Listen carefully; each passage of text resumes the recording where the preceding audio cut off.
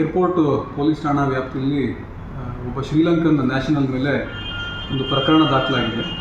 ಈತ ಏನು ಮಾಡ್ತಾನೆ, ಬೇರೆ ದೇಶದಿಂದ ಬಂದು ಮತ್ತು ಆತನ ಸ್ನೇಹಿತರಿಗೂ ಕೂಡ ಇದೇ ಏರ್ಪೋರ್ಟ್ಗೆ ಬರಲಿಕ್ಕೆ ಅಂತಂದು ತಿಳಿಸಿರ್ತಾನೆ.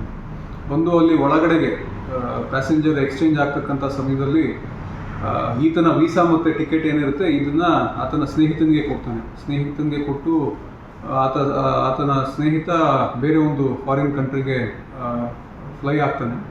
ಅದಾದ ನಂತರ ಇವನು ಅಲ್ಲಿ ಟಿಕೆಟ್ ಬುಕ್ ಮಾಡಲಿಕ್ಕೆ ಅಂತ ಪ್ರಯತ್ನ ಮಾಡ್ತಾ ಇರುವಾಗ ಅಲ್ಲಿ ಇರ್ತಕ್ಕಂಥ ಏರ್ಪೋರ್ಟ್ ಅಥಾರಿಟೀಸ್ನವ್ರಿಗೆ ಗಮನಕ್ಕೆ ಬಂದು ನಮ್ಮ ಗಮನಕ್ಕೆ ತೊಗೊಂಡು ಬರ್ತಾರೆ. ಇಮಿಡಿಯೇಟ್ಲಿ ಅದೇನಿದೆ ಅಂತಂದು ಪರಿಶೀಲನೆ ಮಾಡಿ ಒಂದು ಪ್ರಕರಣ ಕೂಡ ದಾಖಲು ಮಾಡಿಕೊಂಡು ಆತನು ಕೂಡ ವಶಕ್ಕೆ ಪಡ್ಕೊಂಡು ಅದೇನು ಕಾನೂನು ಕ್ರಮ ಜರುಗಿಸಬೇಕು ಅದನ್ನು ಜರುಗಿಸಲಾಗಿದೆ.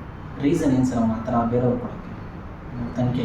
ರೀಸನ್ನು ಬೇರೆ ದೇಶಕ್ಕೆ ಹೋಗಬೇಕು, ಅಲ್ಲಿ ನಾವು ರೆಫ್ಯೂಜಿ ಸ್ಟೇಟಸ್ನ ನಾವು ಕ್ಲೈಮ್ ಮಾಡಬೇಕು ಅಂತಂದು ಇದೆ. ಸೊ ಅದಕ್ಕೋಸ್ಕರ ಇದನ್ನು ಮಾಡ್ತಾ ಇರ್ತೀವಿ.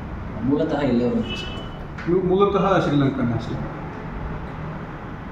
ಈಗ ಅರೆಸ್ಟ್ ಆಗಿದೆ.